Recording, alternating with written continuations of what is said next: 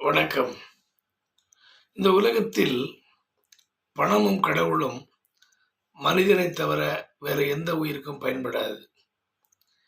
இந்த உளிக்கும் கல்லுக்குமான உரையாடல்கள் நிற்கும் பொழுது, கல் சிலையாகிறது, சிலை கடவுளாகிறது. நாம் மற்றவரை சிரமப்படுத்தி சேர்த்த பொருள், அதே வகையில் அதே சிரமப்பட்டு வேண்டாம் என்கிற அளவுக்கு நம்மை விட்டு ஒதுங்கிவிடும். நியாயமான சேர்த்த பொருள் நிச்சயமாக நமது பிற்காலத்தில் நமக்கு கூடவே இருந்து உதவும். அநியாயமாக சேர்த்த பொருள் நிச்சயம் நம்மை அழ வைத்து விட்டுத்தான் வெளியேறும்.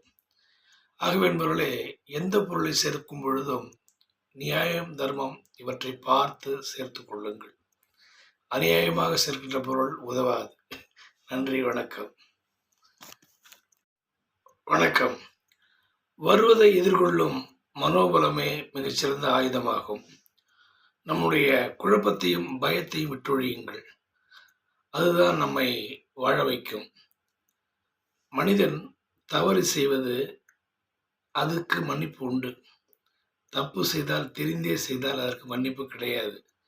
ஆனால் தவறி செய்த பிழைகளுக்கு கூட மன்னிப்பு இருந்தாலும் அதனுடைய கர்மவினை தொடர்ந்து நம்மை ஊழ்வினை வந்து ஊட்டும்.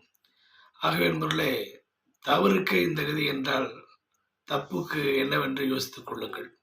ஆகவே தப்பு செய்தவர்கள் நிச்சயம் வருந்தி அடுத்தடுத்து தொடராமல் பார்த்துக் கொள்ளுங்கள். நன்றி, வணக்கம்.